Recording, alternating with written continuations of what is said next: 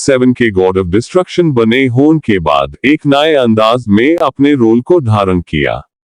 उसका पहला कार्य था कि वो अपने एनर्जी ब्लास्ट्स और डिस्ट्रक्टिव पावर्स का इस्तेमाल करके जगह जगह पार कॉस्मिक बैलेंस को मेंटेन करता। लेकिन एक दिन एक शक्तिशाली विलन यूनिवर्स 7 को धमका रहा था।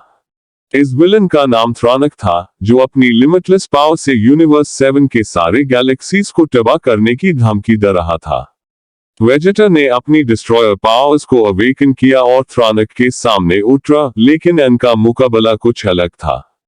थ्रानक भी एक डिस्ट्रॉयर था, पर उसने अपनी शक्तियों को ईगो और आक्रोश में इस्तेमाल किया था। वेजेटा ने समझा कि अगर वो सिर्फ अपनी डिस्ट्रक्टिव पावर्स का इस्तेमाल करेगा तो वो भी थ्रानक की तरह हो जाएगा। इसलिए उसने अपने इनर पीस और बैलेंस को ढूंढने का सफर शुरू किया।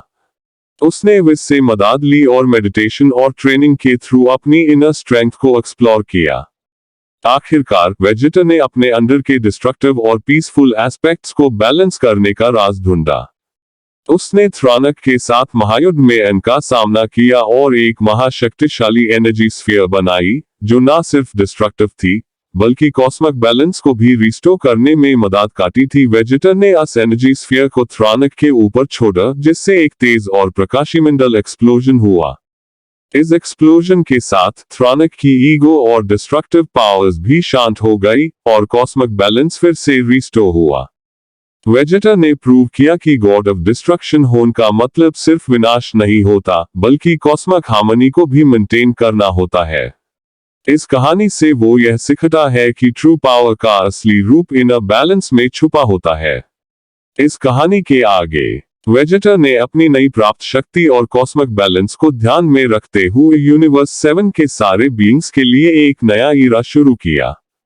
उसने अपनी डिस्ट्रॉयर पावर्स को हमेशा के लिए एक उपकरण के रूप में इस्तेमाल करना छोड़ा और इंस्टेड वो अपने न्यू रोल को एक प्रोटेक्टर और गाइड के रूप में निभाने लगे।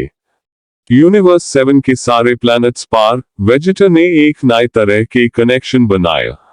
वो गैलेक्टिक डिप्लोमेसी और हार्मनी के लिए इनिशिएटिव्स शुरू की, जिससे स्पीशीज और सिविलाइजेशंस एक दूसरे के साथ पीसफुली कोएग्जिस्ट कर सके। उसने अपनी विजडम और एक्सपीरियंस का इस्तेमाल करके एक यूनिवर्सल काउंसिल को एस्टैब्लिश किया, जहां हर एक स्पीशीज का रिप्रेजेंटेटिव आता था। वेजेटा के लीडरशिप के नीचे यूनिवर्स 7 में एक नया गोल्डन एज आया। स्पीशीज ने अपने टेक्नोलॉजिकल और स्पिरिचुअल एस्पेक्ट्स को शेयर किया और एक दूसरे से सीखने का मौका मिला। वेजेटा ने सबको यह सिखाया कि ट्रू पावर और स्ट्रेंथ सिर्फ फिजिकल स्ट्रेंथ में नहीं होती, बल्कि यूनिटी, अंडरस्टैंडिंग और कोऑपरेशन में भी है। इस प्रकार वेजेटा ने नॉट ओनली अपनी डिस्ट्रॉयर पावर्स का सही तरीके से इस्तेमाल सीखा, बल्कि वो एक रोल मॉडल बने यूनिवर्स 7 के लिए। उसका जर्नी एक प्रेरणा स्रोत बन